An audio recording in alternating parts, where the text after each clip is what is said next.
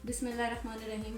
प्यारे बच्चों, आज हम जमात नहम के सवालात को डिस्कस करेंगे कि किस तरतीब से आपने इनको हल करना है। लेकिन उससे पहले हम अपना जो ज़िंदगी का सबक है उस पर बात कर लेते हैं। आज हम जिस पे बात करेंगे वो है सोच। आप अपनी सोच को जितना मेरा बेटा पाकीज़ा रखेंगे, आपका किरदार पाकीज़ा होगा, क्योंकि पाकीज़ा सोच किरदार बनाती है और किरदार से बनते हैं अमल, और अमल से ज़िंदगी बनती है जन्नत भी जहन्नम भी। इसलिए अपनी सोच को पाकीज़ा रखें। तो चलते हैं सवालात की तरफ। सबसे पहले नंबर पर जो आपने सवाल करना है वो होगा सवाल नंबर 9।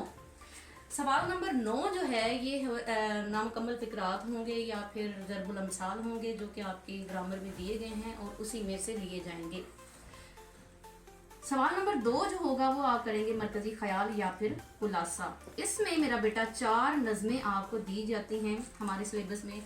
हमद है, नात है, बरसात की बहारें हैं और पेवस्ता रहे शजर से उम्मीदें बहार रख। इन चारों में से एक नज़्म आपको दी जाएगी जिस पर आपने या तो उसका मरकजी ख्याल लिखना है या फिर आपका खुलासा लिखना है। ये आपकी अपनी चॉइस होगी।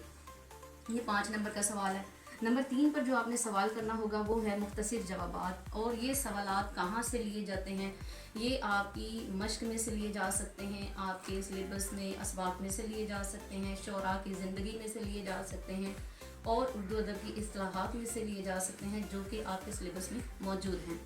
बेटा नंबर 4 पर जो आपने सवाल करना होगा वो होगा खुलासा।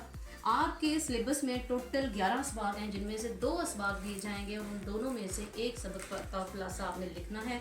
खुलासे के साथ मुसन्निफ का नाम लिखना बहुत ज़रूरी है।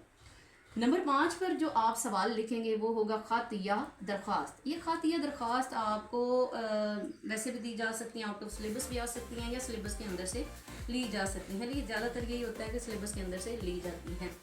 नंबर 6 पर आपने जो क्वेश्चन करना है वो है कहानी या मुकालमा।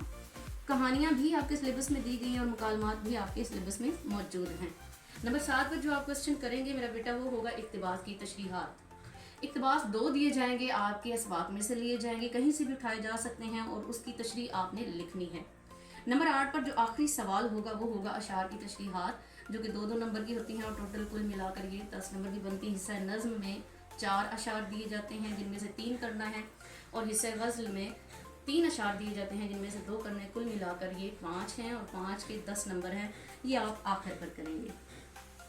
इनकी तरतीब बदलने का मकसद मेरा बेटा सिर्फ ये है कि जो सवालात आपको कम वक्त में लिखने पर ज़्यादा नंबर मिलते हैं वो आप पहले अटैम्प्ट करें और जो ज़्यादा लिखने पर कम नंबर मिलते हैं वो आप आखिर पर लिखें, ताकि आपका पेपर जो है वो पूरी तरतीब के साथ सॉल्व हो जाए और मुकम्मल हो जाए। तो ये था बेटे सिलेबस जो आपने तैयार करना है और उसके मुताबिक आपने एक बात हमेशा याद रखें कि जब आप पेपर आंसर शीट पर लिखेंगे क्वेश्चन, चाहे वो सवाल नंबर 9 आप पहले नंबर पर लिख रहे हैं लेकिन उसका नंबर वही देंगे जो कि आपके क्वेश्चन पेपर पर मौजूद है। यानी कि सवाल नंबर 9 आप पहले नंबर पर कर रहे हैं लेकिन है वो सवाल नंबर 9 ही। इसलिए तरतीब का ख्याल रखते हुए, सवालात के नंबर का ख्याल रखते हुए वही नंबर लिखें जो कि आपके क्वेश्चन पेपर पर मौजूद है। अज्जा भी आप वही चूज़ करें, वही लिखें जो कि आपने अटेम्प्ट करने हैं। जैसा कि मुख्तसर जवाबात हैं, 8 सवाल दिए जाते हैं, 5 आपने करने हैं। उनमें से अगर आप बिलफर्ज सवाल नंबर 6 पहले कर रहे हैं तो आप सवाल नंबर 6 का ऑप्शन ही, उसका जुज़ का नंबर लिखेंगे सवाल नंबर 6 ही। हेडिंग नीट करके दें, ज़्यादा एक्स्ट्रा या रेपिटिशन जो है वो लिखने से परहेज़ करें, गुरेज करें। ये था बेटा पेपर की तरतीब कि आपने किस तरतीब से पेपर जो है वो सॉल्व करना है। नेक्स्ट हम डिस्कस करेंगे सवाल के हिसाब से, सवालात के हिसाब से इंशाल्लाह ग्रामर पे बात करेंगे, ग्रामर के लेक्चर्स बनाएंगे और उस पर इंशाल्लाह फोकस करेंगे। तो थैंक यू सो मच।